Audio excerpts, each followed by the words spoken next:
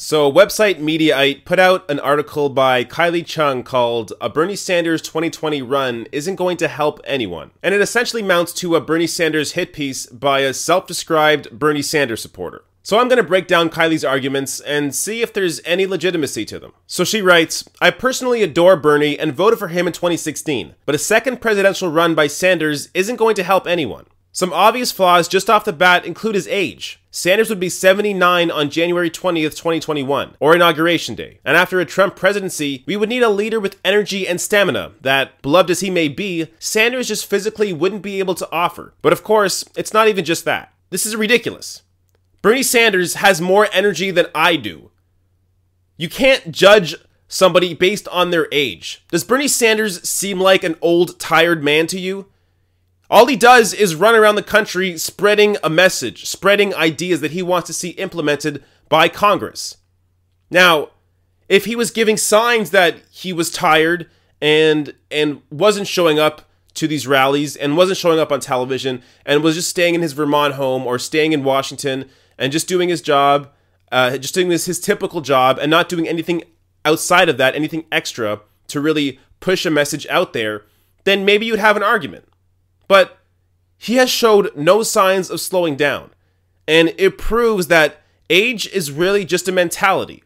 Yes, at some point, your body's going to break down, but Bernie is nowhere near that, at least the way he's acting. So to just completely judge him based on his age and not actually any signs or any evidence is just absolutely ridiculous. It's widely agreed upon that the Democratic Party needs to offer a fresh face. It's not as if Sanders has many political scandals to worry about being bogged down by, but it's a matter of re-energizing a party that's struggling to make people show up to the polls. Okay, so 2 points here. First one, it's widely agreed upon that the Democratic Party needs to offer a fresh face. Widely agreed upon by who? By you? By the Democratic Party? By the establishment? Is that who is widely agreeing upon this point? Nobody's widely agreeing upon that the Democratic Party needs a fresh face. The Democratic Party needs fresh ideas, needs an actual platform, needs something to actually energize voters to go out and vote for. That's what Bernie Sanders offers. Bernie Sanders is the most popular politician in the country. So to go to her second point that they need to re-energize the party, Bernie is the only guy drawing crowds. So if you need somebody to re-energize the party, you have him. And the important point here is that he's not a Democrat. And that's actually a positive, because most people are disillusioned with both parties. So by having somebody who is an independent and who has always been an independent is smart. And it's a way to re-energize the dying Democratic Party that continues to lose voters to people that are now self-describing as independents. Now this next paragraph has to be the absolute worst. It's about presenting a message that transcends the cliched anti-establishment versus establishment rhetoric that dominated 2016, that wound up sowing internal warfare among progressives that splintered the Democratic Party, perhaps contributed to lower voter turnout among Democrats, and ultimately unfairly demonized many hard-working progressive political leaders. Again, more empty bullshit. If anti-establishment is cliche, then why do most Americans consider themselves to be independent? People are tired of this two-party system. They are tired of the Republicans and the Democrats. That anti-establishment cliche, as you call it, has been growing within the country for a while. In fact, since the early 90s, the majority of Americans believe that the upper-income Americans pay too little in taxes. And the vast majority also believe that corporations pay too little in taxes. And these two groups, corporations and the rich, are a part of the establishment. So no, it's not cliche to think that all the growth is going to the top and that the average American is getting screwed to the benefit of the rich and corporations. In the past 2 years, he's been nothing but specific about what he wants. But the problem is his single-mindedness in backing his own individual political agenda. This has, in many ways, alienated him from the Democratic Party and could render him an ineffective, even inefficient president. So again, this one is total nonsense. Yes, he talks about the ultimate goals that he wants to get to, but he's been on TV saying this. I believe in a Medicare for All single-payer program, but It ain't going to happen right now. We don't have the support in the Congress for that. So while we continue that long-term struggle, right now we need to improve the Affordable Care Act. And that means a public option available in every state in this country, which gives people a wide variety of options, but makes sure that there is competition in every community in this country. So if he's so single-minded, then why is he pushing for a compromise on single payer?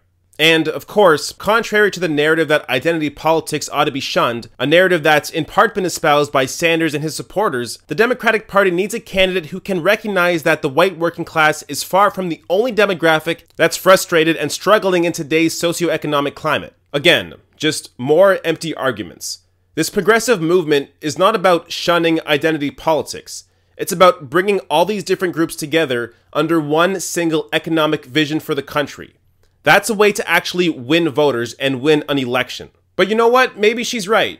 Maybe the country needs a candidate like this. Someone who polls with a massive 80% approval rating from Democrats, 73% from African Americans, 68% from Hispanics, and 62% with Asian Americans and young people. But what magic politician has these sorts of numbers? Oh, it's Bernie Sanders. So when I see a story like this that's just full of these empty arguments, I tend to wonder, who is this person that's writing this article? So I looked them up. And as of recording this, Kylie Chung doesn't have much of a following. But you know a good way to get a following? Attack the most popular politician in the country. And the crux of her argument that I didn't get to is that basically she wants a female president. Which honestly is fine. If you want a female president, then talk about that. Talk about the candidates that you want to see run in 2020 and why you believe that a female voice should be the next president of the United States. But why do you have to drag down Bernie Sanders in order to do that? Shouldn't you instead be trying to make an argument for, let's say, Kamala Harris, who you mentioned in the article? Why do you want Kamala Harris to be the next president? Talk about that. There's no need to bring Bernie Sanders into it and try to act like he's not worthy of a 2020 run when he absolutely is. So to me, this article sounded more like a way to try and gain some street cred, and not actually about forming any legitimate argument about why Bernie Sanders shouldn't run in 2020. Hey folks, so the YouTube ad money for shows that question the status quo is abysmal. So if you want to help me out, consider throwing me a few bucks on Patreon. Go to patreon.com/therationalnational. There is a link below the video and somewhere on the screen right about now.